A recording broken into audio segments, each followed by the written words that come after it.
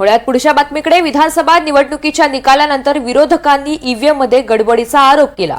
शिवाय एकाएकी मतांचा आकडा कसा वाढला असा सवाल उपस्थित करत महाविकास आघाडीनं निवडणूक आयोगावर जोरदार टीका केली आहे। निवडणुका बॅलेट पेपरवर घेण्याची मागणी सुद्धा आता जोर धरू लागली आहे। त्यातच आता निवडणूक आयोगानं ईव्हीएम आणि व्हीव्हीपॅट मधील स्लिपची संख्या यामध्ये कोणतीही तफावत नसल्याचं स्पष्टीकरण दिलंय। सर्व 288 मतदारसंघांमध्ये एकूण 1440 व्हीव्हीपॅट मधील स्लिपची अनिवार्य मोजणी 23 नोव्हेंबर 2024 रोजी पूर्ण झाली।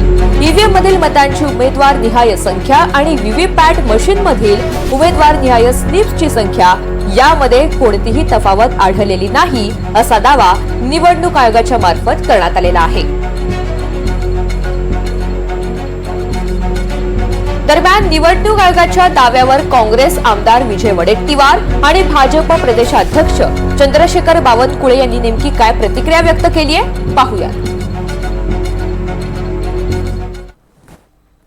नेत्यांच्या चर्चा सुरू आहेत, वकिलांची चर्चा सुरू आहे आणि हे खरं आहे की ईव्हीएमचा घोळ आहे की नाही यावर लोकांचा विश्वास सिद्ध करण्यासाठी जगातील एकमेव देश आहे तो भारत आहे जिथे ईव्हीएमवर निवडणुका होतात। एकमेव देश म्हणजे हाच शहाणा देश झाला आमचा आणि बाकीचे अडाणी देश झालेत असं म्हणायला हरकत। एवढा विश्वास ईव्हीएमवर आहे।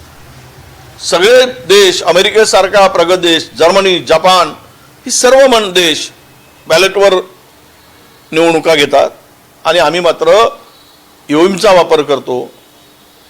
ज्यांचा ज्या सत्तेमध्ये येतात त्यांचा विश्वास आणि विरोधात जातात त्यांचा अविश्वास। तर मग हा विश्वास कसा दाखवायचा? तर म्हणून जगाने ज्या गोष्टी नाकारल्या आहेत ते आपण का स्वीकारून काम करतोय या संदर्भात निर्णय झाला पाहिजेत आणि सर्व निवडणुका पुढच्या बॅलेट पेपरवर झाल्या पाहिजेत ही मागणी आमची सगळ्यांची आहे।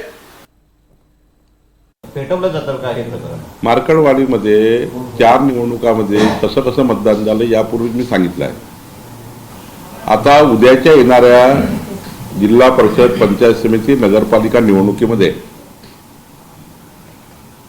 त्यांना मतं मागण्याकरता काही तर लागेल। महाविकास आघाडीला मतं मागण्याकरता ग्राउंड तयार करताय आणि ईव्हीएमवर बोलून खोटाडेपणा करतायत। नाना पटोलेजींनी आपल्या मतदारसंघात जर बघितलं तर तिथे कळेल तुम्ही त्यांना की त्यांचे बूथ का मागे आहेत, ते का मागे पडले आहे।